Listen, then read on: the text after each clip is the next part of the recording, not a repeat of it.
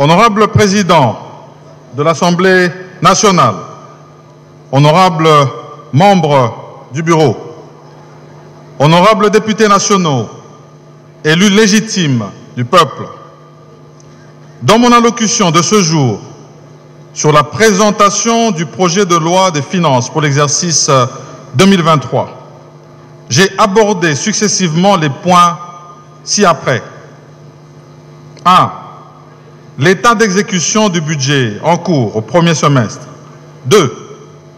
Les perspectives économiques internationales et nationales sous-tendant la préfiguration du budget de l'exercice 2023. 3. La programmation budgétaire 2023-2025 et la déclaration des risques budgétaires y relatifs. 4. La configuration du projet de loi de finances pour l'exercice 2023. Je voudrais rappeler que le projet de loi de finances pour l'exercice 2023 a pris en compte, à concurrence de la contrainte budgétaire, les principales orientations de la politique budgétaire contenue dans ma lettre d'orientation budgétaire, en s'inscrivant notamment dans la poursuite de la mise en œuvre du programme d'action du gouvernement, adossé au plan national stratégique de développement et au programme de développement local des 145 territoires. Vision de son Excellence, Monsieur le Président de la République.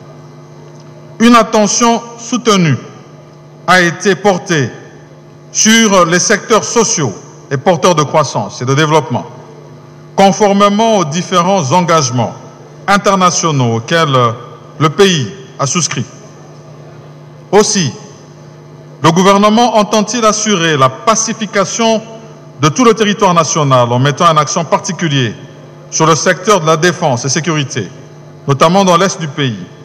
Un accent particulier également a été mis sur le recensement et l'identification de la population, l'organisation des élections générales, la maîtrise de la pandémie à Covid-19, ainsi que la prise en compte de la subvention pétrolière pour le maintien d'un prix social à la pompe. Concernant le financement de la politique du gouvernement, celui-ci entend mettre l'accent sur la promotion de la culture fiscale, la poursuite de la mise en œuvre de la réforme fiscale et douanière déjà amorcée, la digitalisation des administrations financières, ainsi que les missions de contrôle, de gestion, en vue de relever la pression fiscale vers le niveau de 17,6% en moyenne de l'Afrique subsaharienne. En ce qui concerne le programme économique et financier appuyé par le Fonds monétaire international dans le cadre de la facilité élargie de crédit, ici est de noter que globalement, les critères quantitatifs ont été respectés, à savoir notamment le solde budgétaire intérieur situé à 0,8%, le PIB et les rémunérations représentant 5% du PIB. Honorables députés, représentants légitimes de notre peuple, en me présentant ici devant votre auguste chambre, je suis pleinement conscient de la gravité de l'heure et des enjeux en interaction dans notre pays. Je suis conscient de la crise sociale que traversent plusieurs ménages congolais présentement.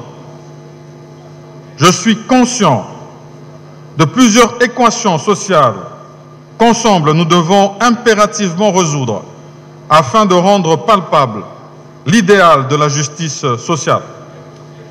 Je suis conscient qu'il existe au sein de nos administrations trop de disparités salariales, de même qu'il s'y compte en même temps un nombre excessif d'agents et fonctionnaires de l'État qui sont tout simplement exclus du système de la paix.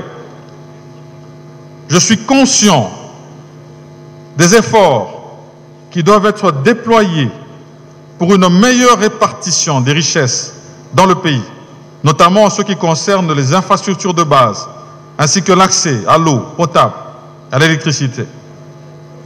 Face à ces défis systémiques et existentiels, nous n'avons d'autre choix que de nous rassembler. Au-delà de nos divergences politiques, en vue d'y réserver des réponses patriotiques, robustes et justes, qui soient véritablement à la hauteur des enjeux.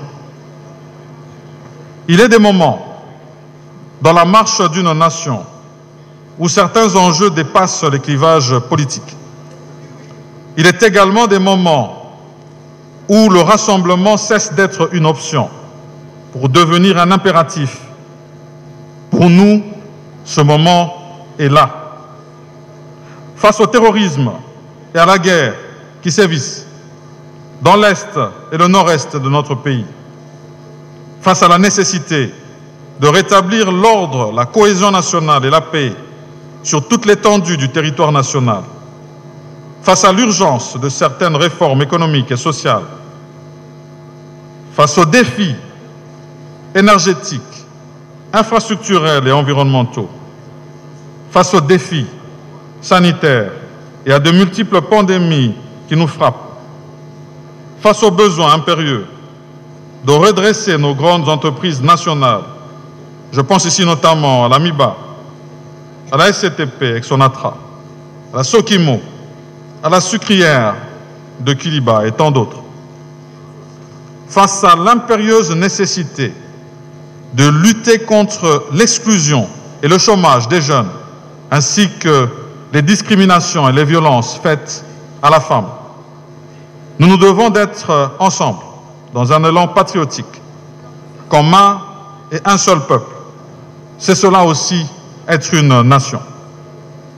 L'heure n'est pas aujourd'hui au bilan. Ce n'est pas ce qu'attendent nos compatriotes.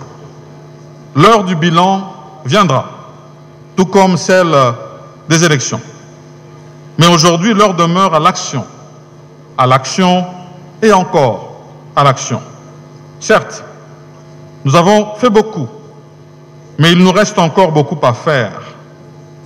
Voilà pourquoi, honorables députés, élus légitimes du peuple congolais, au nom de tout le gouvernement de la République ici présent, votre gouvernement, je me tiens ici, devant vous, pour vous demander de vous approprier ce projet, de l'enrichir s'il est et de nous donner les moyens de poursuivre la matérialisation de la vision de son Excellence, Monsieur le Président de la République, chef de l'État. Vision portée par le programme tel que vous l'avez ici approuvé, tout en espérant obtenir de vous le bénéfice d'un accompagnement toujours plus accru. Honorable Président, honorables membres du Bureau, honorables députés, tout en vous remerciant pour l'attention et la patience soutenues tout au long de la présentation de ce texte, je sollicite humblement que la représentation nationale se prononce massivement en faveur de sa recevabilité. Que Dieu bénisse la République démocratique du Congo et son peuple, et je vous remercie.